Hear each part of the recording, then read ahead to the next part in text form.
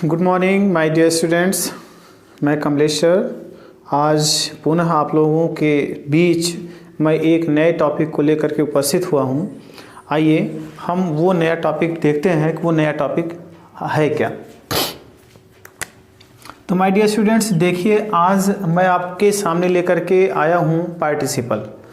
आपने पार्टिसिपल पढ़ा भी होगा और खूब कंफ्यूज भी हुए होंगे कि आखिर ये पार्टिसिपल क्या है, कैसे पहचाने, इसका प्रयोग कैसे होता है, हम इंग्लिश में कैसे पहचाने, कितने प्रकार का होता है, कहाँ पूछता है, कैसे आता है, ढेर सारी वगैरह वगैरह आपके सामने समस्याएं उत्पन्न हो जाती हैं। आइए आज मैं आप लोगों की इन समस्याओं को दूर कर देता हूँ। कैसे, ज़रा देखिए। सबसे पहले तो ये कि आखिर ये पार्टिसिपल है क्या। ठीक है, तो पार्टिसिपल को हम क्या बोलते हैं फ्रेंड्स, इसे हम कहते हैं नॉन फाइनाइट वर्ब बोलते हैं। क्या बोलते हैं? Non finite verb. आप देखिए इस नॉन फाइनाइट में एक शब्द दिया हुआ है और ये क्या है आपका वर्ब। इसका मतलब आपके दिमाग में आ जाना चाहिए कि अगर हम यहाँ पर वर्ब लिखे हैं तो निश्चय ही ये जो वर्ब है ये कौन होगा? पार्टिसिपल होगा। या ये कह लीजिए कि ये जो पार्टिसिपल है ये निश्चय ही क्या होगा? वर्ब होगा। यदि वर्ब है तो चलिए जरा चेक करके देख लेते हैं। फ्रेंड्स ये जो नॉन फाइनाइट वर्ब है इसके अंतर्गत केवल पार्टिसिपल ही नहीं आता, इसके अंतर्गत बल्कि आपको मिलेगा क्या? एक तो आपका मिलेगा इन्फिनेटिव वर्ब। एक आपका क्या मिलेगा? इन्फिनेटिव वर्ब मिलेगा। दूसरा नंबर आपका जो मिलेगा वो आपका मिलेगा जीरेंड। एक आपका क्या मिलेगा? जीरेंड मिलेगा। और एक तीसरा नंबर आपका फ्रेंड्स ये आपका होगा पार्टिसिपल। अर्थात हम ये कह सकते हैं कि जो नॉन फाइनाइट वर्ब है यह कितने प्रकार का होता है? 3 प्रकार का। एक आप इसे इन्फिनेटिव वर्ब कह सकते हैं, दूसरा नंबर हम जीरेंड या जीरेंडियल वर्ब कहते हैं, तीसरा नंबर हम क्या बोलते हैं? पार्टिसिपल। मतलब ये हुआ कि ये जो तीनों दिखाई दे रहे हैं ये तीनों के तीनों किससे बनेंगे? ये वर्ब से ही बने हैं। ये किससे बने हुए हैं? वर्ब से बने हुए हैं। अब प्रश्न ये उठता है कि यदि ये तीनों वर्ब से बने हैं तो आखिर इनको नॉन फाइनाइट वर्ब क्यों कहते हैं? तो नॉन फाइनाइट किसे कहते हैं आइए उसको देख लेते हैं। फ्रेंड्स नॉन फाइनाइट क्या होता है? एक ऐसी क्रिया जिस पर सब्जेक्ट, जिस पर नंबर और जिस पर टेंस का प्रभाव न पड़े, जिस पर सब्जेक्ट का प्रभाव न पड़े, जिस पर नंबर का प्रभाव न पड़े और जिस पर टेंस का प्रभाव न पड़े, उसे हम क्या बोलते हैं? नॉन फाइनाइट वर्ब बोलते हैं। आइए जरा चेक कर लेते हैं। अगर मान लीजिए कि मैं यहाँ पर लिखूँ, हमने लिख दिया यहाँ पे टू और लिख करके ये कर दिया टू वॉक, हमने टू वॉक लिखा है। अब आप बताइए कि अगर इसके पहले मैं ही लिख दूं तो क्या इस ही का कोई प्रभाव इस पर पड़ेगा? नहीं पड़ेगा। अब हम ये कहेंगे कि भैया सब्जेक्ट सिंगुलर है तो हमें यहाँ पे यस लगा दें, बिल्कुल नहीं लगा सकते। इसलिए नहीं लगा सकते क्योंकि इसके पहले क्या लगा हुआ है? टू लगा हुआ है और ये टू रोक रहा है कि भैया इसके साथ आप यस का प्रयोग नहीं कर सकते। इसका मतलब हम यहाँ पर यस का प्रयोग नहीं करेंगे। तो आप बताइए कि ये जो सब्जेक्ट है क्या इस सब्जेक्ट ने इसके ऊपर कोई प्रभाव डाला? नहीं डाला। इसका मतलब कि ये आपका जो वर्ब है इसे हम क्या बोलेंगे? नॉन फाइनाइट वर्ब बोलेंगे। क्या बोलेंगे? नॉन फाइनाइट वर्ब बोलेंगे। और साथ ही साथ जरा ये देखिए कि अगर ये नॉन फाइनाइट वर्ब है, ये क्या है आपका? नॉन फाइनाइट वर्ब है। तो नॉन फाइनाइट वर्ब में कितनी क्रियाएं आती हैं? 3 तरह के आते हैं ये। एक इन्फिनेटिव होती है, एक जीरेंड होती है, एक क्या होता है? पार्टिसिपल होता है। तो अब आप कहोगे कि ये है क्या तीनों में से? तो माय फ्रेंड जरा ये बताइए यहाँ पर क्या दिया हुआ है? टू दिया हुआ है। और ये जो टू दिया हुआ है यही टू बता रहा है कि ये आपका कौन सी क्रिया है? इन्फिनेटिव क्रिया है। कौन सी क्रिया है? इन्फिनेटिव है। अच्छा जरा ये देखिए कि अब हम आगे चलें, अगर जीरेंड की बात करते हैं तो अगर मैं यहाँ पर वॉक लिख दूँ, वॉक, और इसमें क्या लगा दूँ, आईएनजी लगा दूँ, तो आईएनजी लगाने पर ये कौन सी क्रिया बन जाएगी आपकी, जीरेंड बन जाएगी। इसके बाद आगे चले तो पार्टिसिपल में भी हम क्या करते हैं, हमने क्या लिखा, वॉक लिखा और इसमें क्या लगा दिया, आईएनजी कर दिया। अब मैं कहूँगा कि भैया इसमें आईएनजी लगा है, इसका मतलब ये क्या है, आपका पार्टिसिपल है, और ये आईएनजी लगा है, इसका मतलब ये क्या है, आपका जीरेंड है। तो अब आप यहीं पे कंफ्यूज हो गए, आपको लगेगा करी ये क्या बता रहे हैं। तो मैं सही कह रहा हूँ कि क्रिया में जब आईएनजी लगा होता है तो वह आपका क्या होता है, जीरेंड होता है, और जब किसी क्रिया में आईएनजी लगा हो तो वह पार्टिसिपल भी होता है। आज माय डियर फ्रेंड, आज मैं इसी डिफरेंस को क्लियर करने आया हूँ। आज मैं आपके इसी कन्फ्यूजन को दूर भगा दूंगा। जो कन्फ्यूजन आपको हमेशा परेशान करता रहता है ना, आज मैं उसी कन्फ्यूजन को आपके मन से हटा दूंगा और हटा करके दिखाऊंगा। आइए देखिए, अब हम आगे चलते हैं। अब आपको लग रहा कि यहाँ पर आईएनजी लगा है, जीरेंड है, यहाँ पर आईएनजी लगा है, पार्टिसिपल है, तो फिर दोनों में डिफरेंस क्या है, तो चलिए देखते हैं।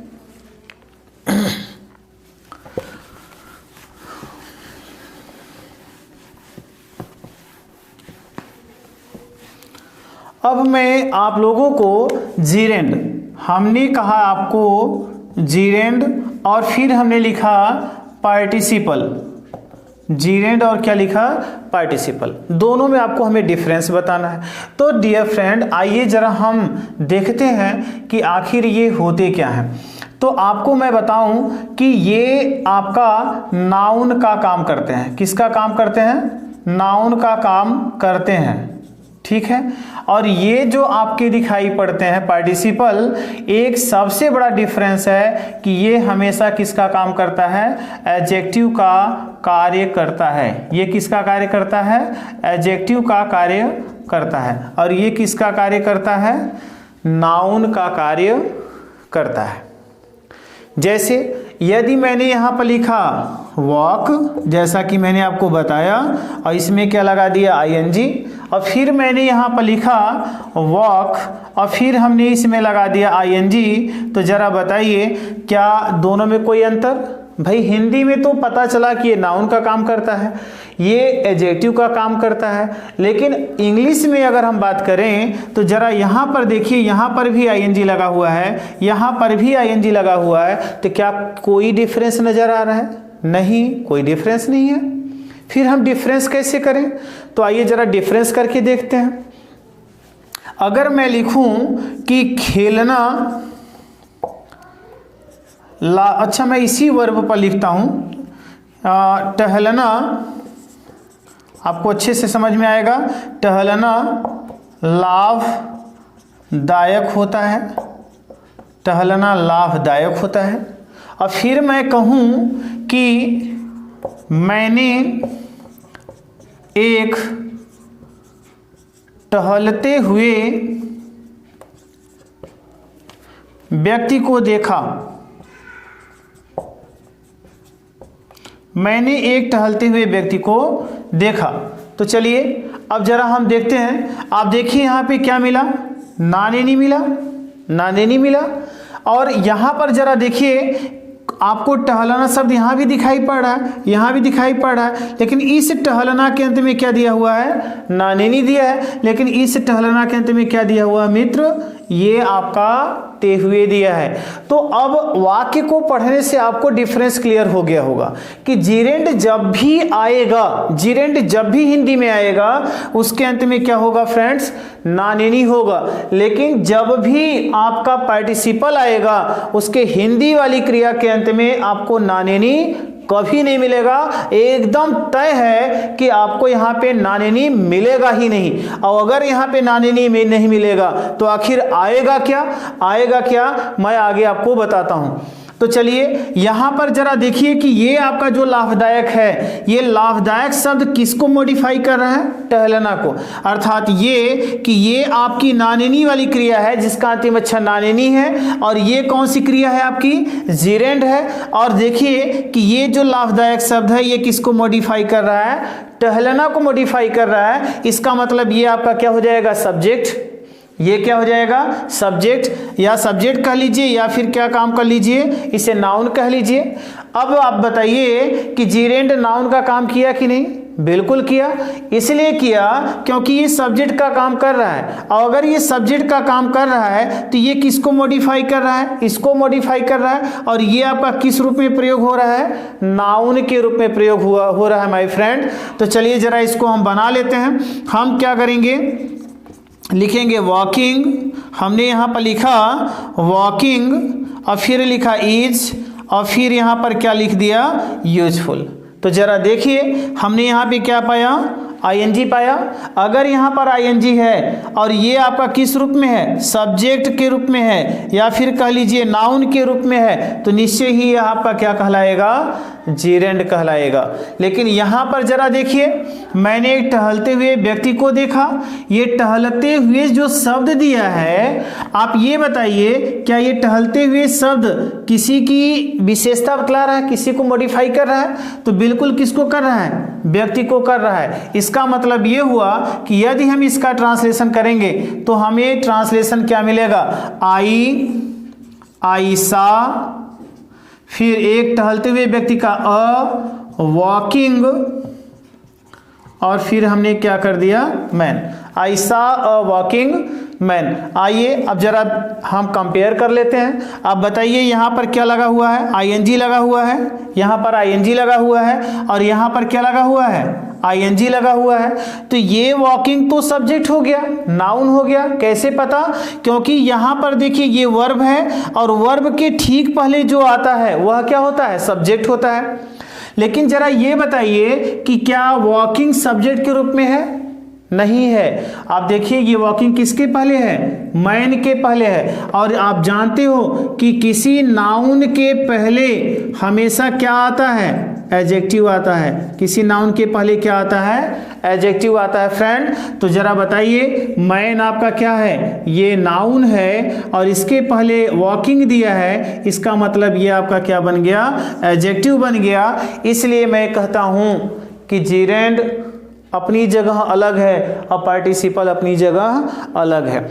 जीरेंड जो होता है उसका हिंदी में अंतिम अक्षर नानिनी आता है, और वह सब्जेक्ट या नाउन का काम करता है। जबकि जो पार्टिसिपल होता है उसकी कई हिंदी होती है, भी मैं आगे चर्चा करूंगा, लेकिन वह हमेशा क्या करता है, एडजेक्टिव का काम करता है, अर्थात वह किसी नाउन को मॉडिफाई करता है और हमेशा नाउन के पहले उपस्थित होता है।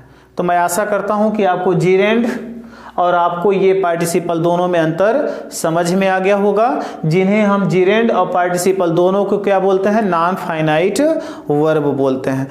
आइए अब हम आपको पढ़ाना क्या चाह रहे थे, पार्टिसिपल। तो चलिए हम आपको पार्टिसिपल की तरफ लेकर के चलते हैं।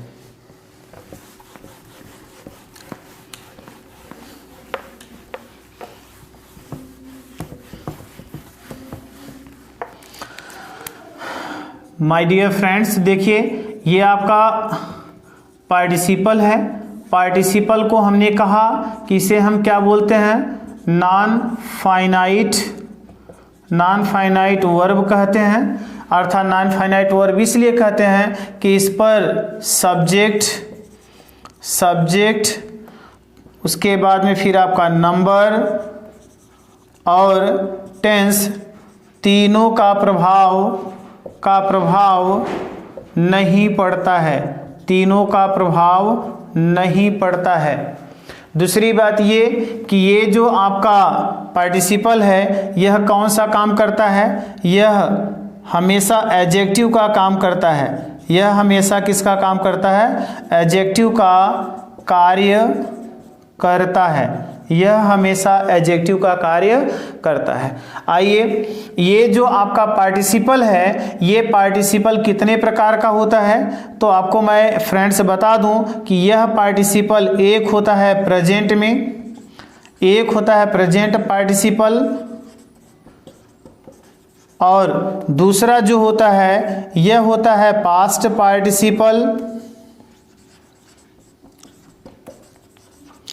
और तीसरा जो आपका है यह है आपका परफेक्ट पार्टिसिपल। ये आपका परफेक्ट पार्टिसिपल होता है। डियर फ्रेंड्स, मैंने कहा कि ये पार्टिसिपल क्या होता है, इसका वास्तविक नाम क्या है, नॉन फाइनाइट वर्ब इसे कहते हैं। इसे नॉन फाइनाइट वर्ब क्यों कहते हैं? क्योंकि इसके ऊपर सब्जेक्ट का कोई प्रभाव नहीं पड़ता, नंबर का कोई प्रभाव नहीं पड़ता, टेंस का कोई प्रभाव नहीं पड़ता। दूसरी बात आप ध्यान रखिएगा, जो पार्टिसिपल होता है वह क्या होता है, वर्ब होता है। वर्ब को हम क्या बोलते हैं, पार्टिसिपल बोलते हैं।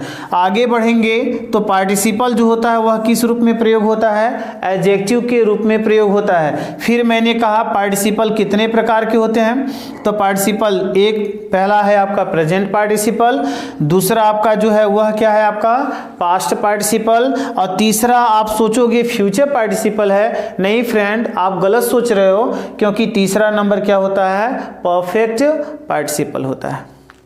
तो ये आपके इसका परिचय हो गया, इसका इंट्रोडक्शन हो गया। अब हम आपको लेकर के चलते हैं प्रेजेंट पार्टिसिपल पर। तो चलिए, आप इसे नोट करना चाहते हो तो नोट कर लीजिए। इसके बाद में फिर हम आपको लेकर के चलते हैं कहाँ पर, प्रेजेंट पार्टिसिपल। आइए, प्रेजेंट पार्टिसिपल क्या होता है इसको देख लेते हैं। तो चलिए प्रेजेंट पार्टिसिपल को देखते हैं। सबसे पहला नंबर आपका आएगा present participle, PARTICIPLE, present participle. Friend, हम ये देखेंगे कि आखिर ये प्रेजेंट पार्टिसिपल क्या है, प्रेजेंट पार्टिसिपल किसे कहते हैं। तो चलिए जरा हम देखते हैं। सबसे पहला नंबर तो ये कि हम इसकी हिंदी में पहचान जान लेते हैं। भाई, हम हिंदुस्तानी हैं, हम हिंदी से ही अंग्रेजी को सीखते हैं, हमारी मदर टंग हिंदी है, तो हमारा प्रयास होता है कि पहले हम हिंदी सीखें, उसके बाद में उसकी का इंग्लिश में ट्रांसलेशन करें। तो सबसे पहले आप इसकी हिंदी समझ लो। हिंदी में अगर आप आओगे तो इसकी हिंदी क्या होती है, एक होता है ता हुआ, ती हुई, ते हुए। फिर आपका क्या आएगा, आपका आएगा कर, फिर क्या आएगा, करके आएगा। फिर आपका आएगा ते, डाट, ते। डियर फ्रेंड्स, ये आपका हो गया। इसके बाद में फिर आपका आएगा क्या, होकर, होकर आएगा, या फिर क्या आएगा, बनकर आएगा। होकर आएगा या फिर क्या आएगा, बनकर। फ्रेंड, अगर किसी क्रिया के बाद, अगर किसी वर्ब के पश्चात, वर्ब के बाद अगर मान लीजिए ये आपको शब्द मिलते हैं, तो ध्यान रखें कि यह आपका हिंदी में प्रेजेंट पार्टिसिपल कहलाएगा। और अगर हिंदी में आप पहचान लिए तो डियर फ्रेंड्स, आपको कोई प्रॉब्लम नहीं है अंग्रेजी में, आप अंग्रेजी में इसका ट्रांसलेशन आसानी से कर सकते हैं। क्यों? क्योंकि हम इन सभी की अंग्रेजी हम क्या करते हैं, वर्ब फर्स्ट फॉर्म में हम क्या जोड़ देते हैं, आईएनजी जोड़ देते हैं। और फ्रेंड, जो ये आईएनजी हम जोड़ रहे हैं, यही आईएनजी आपका क्या बना देगा, इसे प्रेजेंट पार्टिसिपल बना देगा। क्या बना देगा, प्रेजेंट पार्टिसिपल। समझ में आ गया होगा। अब एक बात और आपको बतानी थी कि ये जो होकर और बनकर शब्द मैंने लिखा है, आप जानते हो कि होना या बनना का अंग्रेजी हम क्या लिखते हैं, बी लिखते हैं, बी लिखते हैं। और ये देखिए कर लगा हुआ है, तो इसकी अंग्रेजी हम क्या जोड़ देंगे, आईएनजी। तो ये क्या बन जाएगा, बीइंग। इसका मतलब आपको समझ में आ गया होगा कि या तो वर्ब में क्या लगा हो, आईएनजी लगा हो, या फिर हम बी भी वर्ब है और इसमें हम क्या पा रहे हैं, आईएनजी पा रहे हैं। अगर हम इसमें आईएनजी पा रहे हैं और इसमें आईएनजी पा रहे हैं, तो ये आईएनजी बता रहा है कि ये आपका क्या है, प्रेजेंट पार्टिसिपल है। अब आप कहोगे कि ये बी वर्ब कौन सी होती है, तो डियर फ्रेंड्स मैं आपको बता देता हूं कि ये जो बी होता है, बी का मतलब क्या होता है, इज, एम, आर, वॉज, व और विल बी, शैल भी होता है, तो उसको छोड़ दीजिए। तो इज, एम, आर, वाज, वह होता है। लेकिन अब आप सोचोगे कि मैं इज यहां क्यों नहीं कहा, आई एम क्यों नहीं कहा, आर क्यों नहीं कहा। माय डियर फ्रेंड्स, यहां पर हम आईएनजी नहीं जोड़ सकते। इनमें हम आईएनजी नहीं जोड़ सकते, और आईएनजी नहीं जोड़ सकते इसीलिए हमें इन सभी का वास्तविक नाम लेना पड़ा क्या, बी, और बी में हमने क्या जोड़ दिया, आईएनजी। आशा करता हूं कि आपको बी अच्छे से समझ में आ गया होगा। तो डियर फ्रेंड्स, आप याद रखें कि यदि हिंदी में ता हुआ ती हुई ते हुए मिले, कर करके मिले, ते डाट डाट ते मिले, होकर या बनकर मिले, तो ध्यान रखिएगा वह कौन सा पार्टिसिपल होगा, प्रेजेंट पार्टिसिपल होगा। दूसरी बात ये कि ये जो क्रियाएं आएंगी इनका फर्स्ट फॉर्म लिखना है आपको, और उसमें क्या जोड़ देना है, आईएनजी। जैसे ही आपने आईएनजी जोड़ दिया फ्रेंड्स, ये आपका क्या बन जाएगा, प्रेजेंट पार्टिसिपल बन जाएगा। फिर अब आप सोच रहे हो यहाँ पे होना या बनना, अगर ये दिया है तो होना का अंग्रेजी बी होता है या बनना का अंग्रेजी बी होता है, और इसमें हम क्या जोड़ देते हैं, आईएनजी जोड़ देते हैं, और आईएनजी जब जोड़ देते हैं तो यह भी क्या बन जाता है, प्रेजेंट पार्टिसिपल बन जाता है। तो आइए हम अब इसको देखते हैं आगे क्या होगा।